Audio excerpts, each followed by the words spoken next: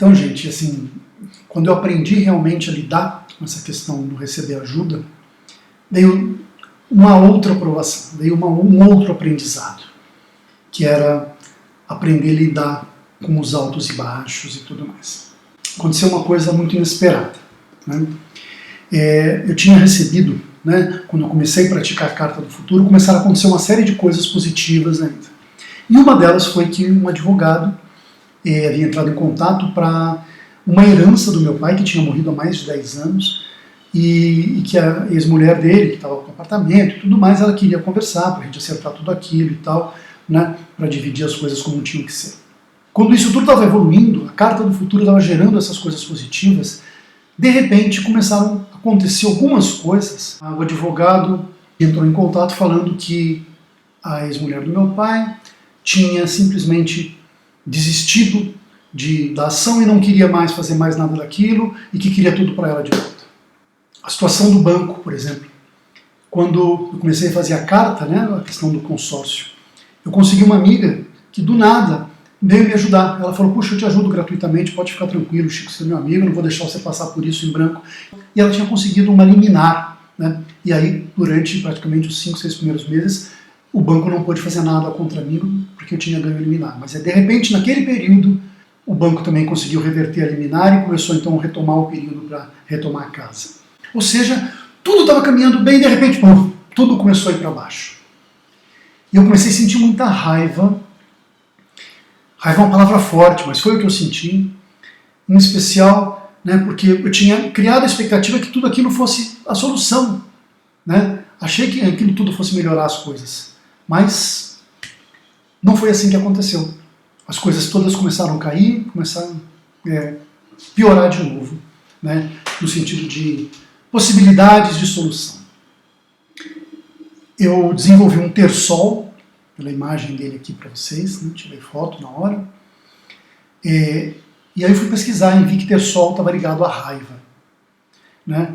Raiva, né, das pessoas que participaram daquilo, de banco, daqueles cobradores, era uma série de sentimentos de raiva que ainda existiam dentro de mim. E eu sabia que eu não podia me manter num nível espiritual mais alto, tinha estudado isso na escala Hawkins, se eu tivesse raiva. E aquela raiva precisava ser desfeita. E a única forma que pode ser desfeita é quando você sente aquilo e você consegue encaminhar aquilo para Deus. Consegue pedir para Ele limpar aquilo de dentro de você e consegue ir limpando aquilo devagarzinho, vai colocando e cada vez mais ele vai ficando, então, vai tirando aquilo de dentro de você. Se aquilo ainda existe, ele vai aparecer até você aprender a equilibrar aquele sentimento na sua vida e perceber que ele é necessário, que alguma coisa você tinha que sentir. Assim como o medo, a raiva também às vezes é necessário na nossa vida, mas ela não pode dominar. E se a gente vibra naquele sentimento, a gente cai lá para baixo na escala e aí depois tem dificuldade para subir e a vida começa a atrair daquele nível que a gente está e não mais do nível que a gente estava lá em cima. E aí eu percebi claramente que eu tinha que mudar aquilo, tinha que limpar aqueles sentimentos para retomar. E aí o que eu fiz? Eu percebi uma coisa muito séria. Como eu já havia caído de nível por conta da raiva, né, eu tinha que voltar para o meu nível superior, porque senão aquilo que eu estava atraindo, porque durante a carta, né, do futuro a gente também tem que mentalizar e praticar algumas coisas, e eu não conseguia praticar coisas positivas, eu não conseguia visualizar e imaginar um sonho positivo para o meu futuro, porque a minha mente estava negativa com a raiva. E aí o que eu fiz? Eu parei de fazer a carta e voltei da estaca zero.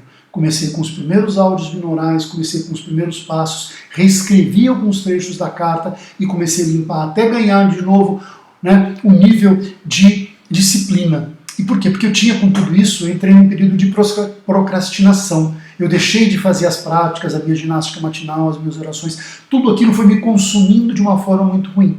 Né? E aí, que nessas horas a natureza me ajudava, a ikebana, a limpeza, a operação de desapego, todas essas práticas iam me ajudando, eu fazendo várias vezes, não foi uma só não, até conseguir limpar tudo aquilo e retomar, então, né? Mas uma das mais importantes realmente foi o encaminhamento desses sentimentos para Deus. E com isso eu conseguia ir limpando e conseguia realmente ir mudando aqueles sentimentos. E quando eu menos percebi, aquilo foi passando, eu comecei a voltar e comecei a atrair novamente tudo aquilo. E aí lembrei, né, mais uma vez, daquilo que eu tinha aprendido. Que na realidade, se todas essas coisas estavam acontecendo na minha vida, não era uma falha na minha carta do futuro, e sim uma consequência dela. Ou seja, tudo aquilo tinha que vir à tona para eu poder limpar, mudar e então estar num outro nível, para atrair as coisas do nível que eu quero. Não adianta simplesmente eu projetar um nível aqui e achar que eu não vou caminhar para chegar até aquele nível. Eu tenho que fazer alguma coisa para chegar lá. E toda a minha mente, já programada para esse nível, ela começa a agir de forma a eu limpar tudo para poder chegar nesse nível. E era exatamente isso que estava acontecendo, né? E a partir da hora que eu consegui limpar tudo isso dentro de mim, eu comecei a atrair de novo uma outra realidade.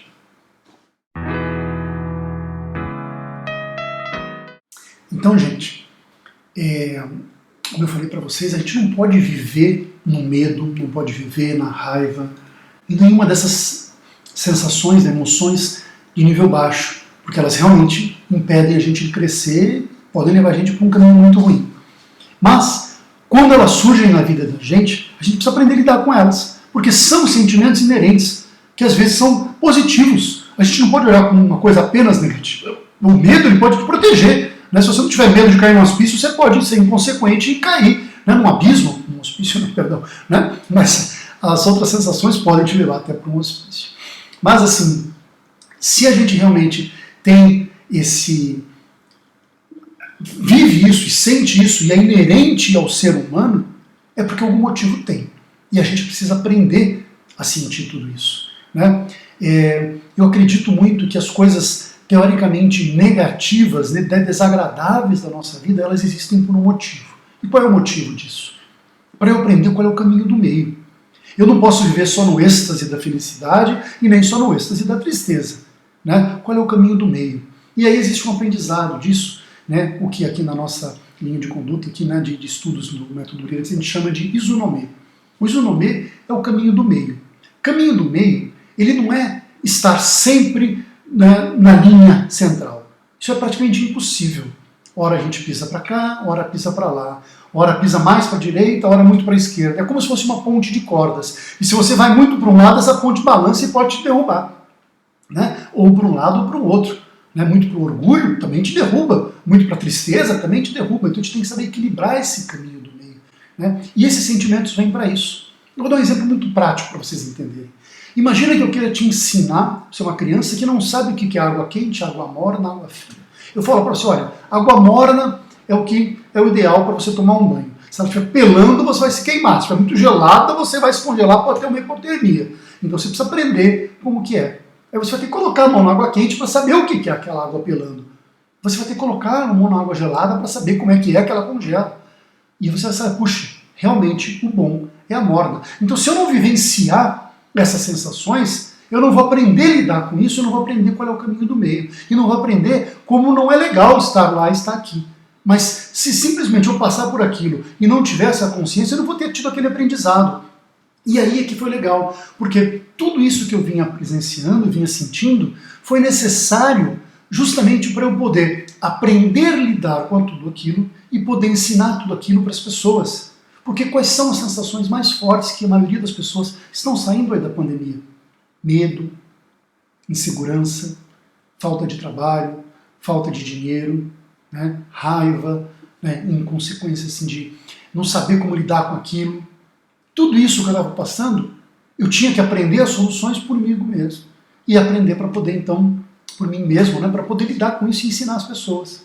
E foi justamente quando eu aprendi que eu já ficava tranquilo, que aquilo já não me afetava mais, que eu conseguia continuar trabalhando, apesar de todas as dificuldades que poderiam vir a surgir, eu já não entrava mais naquela sintonia de me preocupar, de ficar sofrendo no futuro, que então, naturalmente, o método Brilhantes ficou pronto. Ficou pronto não porque eu quis, porque era o tempo de Deus, porque tinha que ser. E aí as aulas começaram a acontecer, sem que eu percebesse, todo aquele material que eu vinha preparando, né, digitando, fazendo apresentações, começou a ter vida. E como é que aconteceu isso? Vou contar para vocês.